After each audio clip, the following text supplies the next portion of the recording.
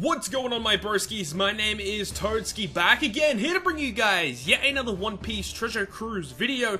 And in today's video, I'm going to be showing you guys all three teams that I used in order to take on the brand new Neo Clash AOKIJI. Now, if you guys don't know, for this specific time for the Neo Clashes, you can only bring striker teams, shooter teams, or you can only bring free spirit teams. So, in this video, I'm going to show you guys the three teams that I used. I know not everyone's going to have the same units as me, but I'm just going to show you guys the teams that I used in order to beat all of the Neo Clash AOKIJIs. Also, when we go through each stage, I'll give you guys just a rundown of what you should expect when you head into each of these stages. But without further ado, let's get straight into the video.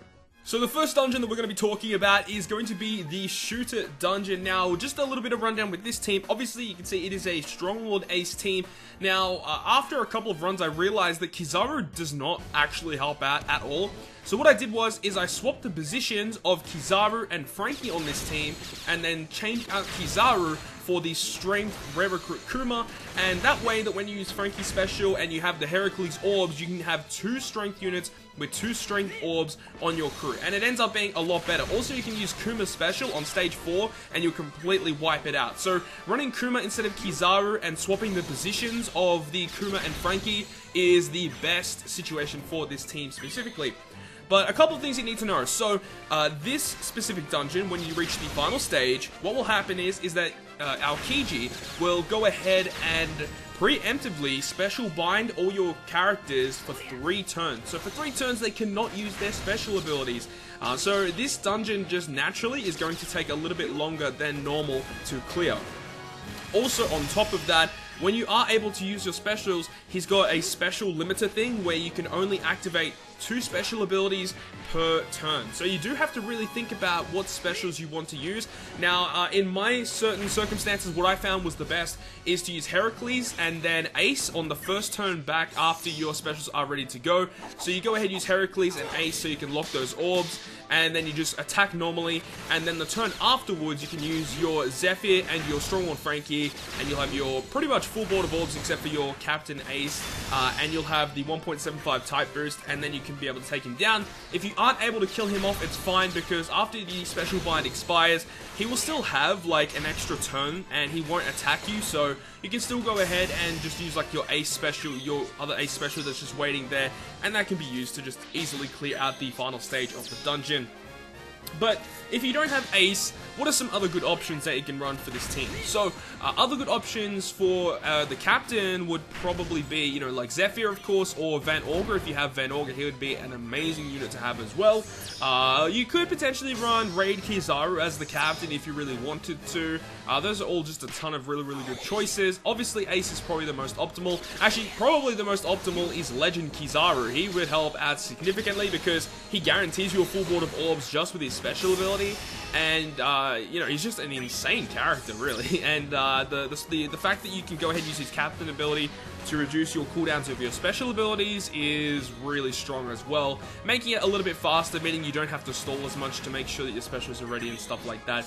Also, just something to note that you guys can help with, you know, it'll help you do your runs a little bit faster, is the fact that because there is a special bind, you don't need your specials to be maxed upon entering the final room. You can just go ahead and you know, have at least 3 turns left on your specials, and you'll be fine once the special bind does expire. When the Tsuruhoshi Sugo Fest goes live though, and if you do pull Vanderdecken, you can use him as a shooter sub because his Sailor ability will negate him from being special bound for, I think, 3 turns.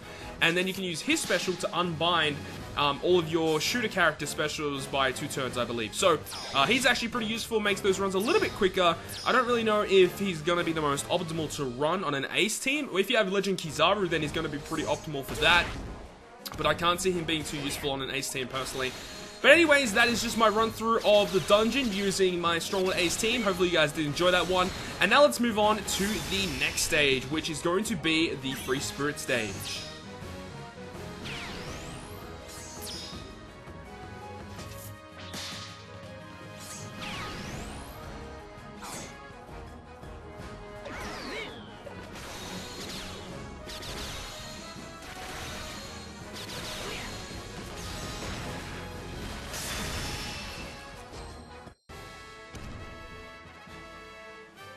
Moving on to the next dungeon now is going to be the Free Spirit team. Now, don't mind the actual audio for this clip because I actually forgot to record the audio, forgot to turn it back on, so I just have a regular music clip in the background. So do not worry about that. But as you can see, I am running, obviously, if it's going to be Free Spirit, of course I'm going to be using a time skip Luffy team.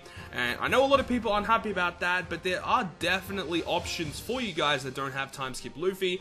You can pretty much run the exact same team, except run the, what do you call it, 5-star plus Luffy captain. I'm pretty sure that can work, although if you are using that team specifically, you'll need to make sure that you are getting quite a few matching orbs with the time skip Luffy friend captain special ability active.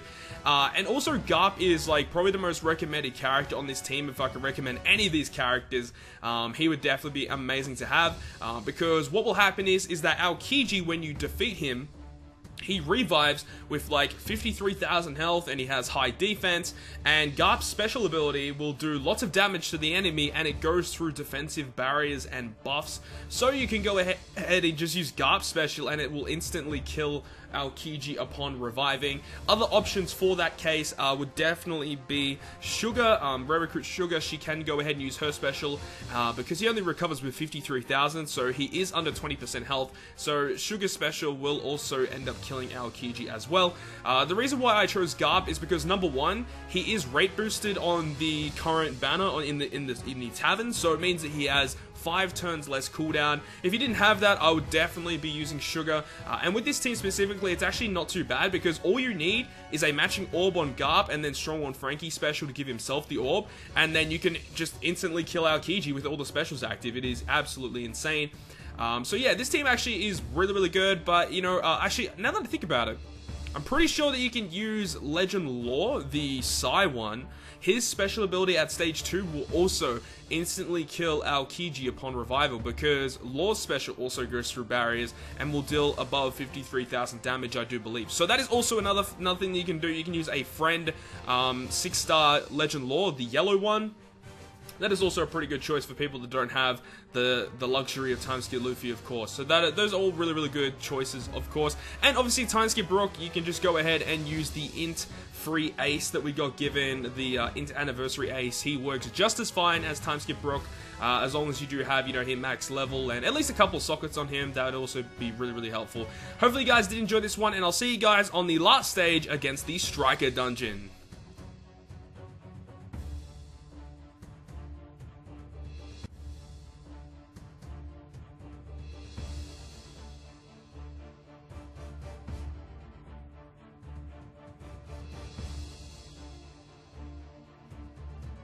And now we make our way to the final dungeon, which is going to be the Striker Dungeon. Now, in my personal opinion, this is, for me, the most difficult one to take down because my Striker units are complete booty. I don't really have a very, very solid captain. A lot of people do opt for just using Colosseum Killer as their captain, which is a pretty good choice.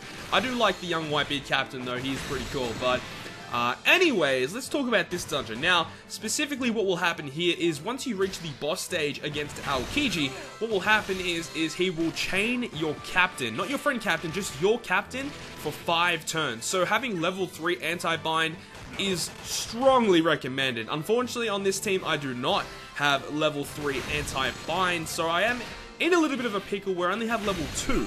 So it is quite difficult for me to get around this dungeon. However, what I did find out is that if AOKIJI, upon his first attack, is below, I think it's 90%, he will go ahead and cut your health by 80% instead of going ahead and attacking for 9,000 damage. That is what I found out later on. So, you know, that's actually going to be a lot easier, just to make sure that when you enter the final room, use, not young Whitebeard because he's chained, but use your Whitebeard special to get him at least below that 90% threshold, so he'll only cut your health and not do regular attack damage. When he regularly attacks you, he does over 9,000 damage, and, you know, trying to get to that last stage when you're trying to, you know, conserve health for taking a hit is pretty difficult. So make sure you use your Whitebeard special upon entering the final room so that you can go ahead and at least tank that first hit if you don't have your anti-bind sockets. If you've already got your anti-bind sockets at level 3, then you don't need to worry about it at all. This team is actually pretty pretty safe from what I found. I didn't actually die that much at all. I think I died once while I was doing this 30-minute period, and that was because I died at AOKIJI because I didn't have enough health to withstand that first attack. But you can do it if you just go ahead, use your white bit special, you'll be completely fine. What I do recommend though is before entering the final room and whilst you're trying to get your units unbinded is to try and get as many strength and quick orbs as possible so that your killer can go ahead and switch those into matching. Now another way to get out of being binded is to also have 3-day 2-year Robin. If you have 3-day 2-year, not Robin, sorry, 3-day 2-year Nami, she will actually go ahead and completely unbind a unit on your crew no matter how many turns that they have. So she's perfect because you can use her on turn 1 and then instantly kill him in 1 turn. In me personally, I didn't have that 3-day 2-year Nami at max special level, so it was kind of a waste for me to do that anyway, so that's why I'm just, just waiting out the turns. But anyways, that pretty much concludes the video, guys. Hopefully you guys did enjoy all 3 of the teams that you've seen in this video. If you guys did enjoy it, make sure to smack the like button down below. And if you want to stay up to date with all of the content I post on my channel, including more One Piece Treasure Cruise content, make sure to hit the subscribe button down below. But other than that, guys, I will see you guys within the next video.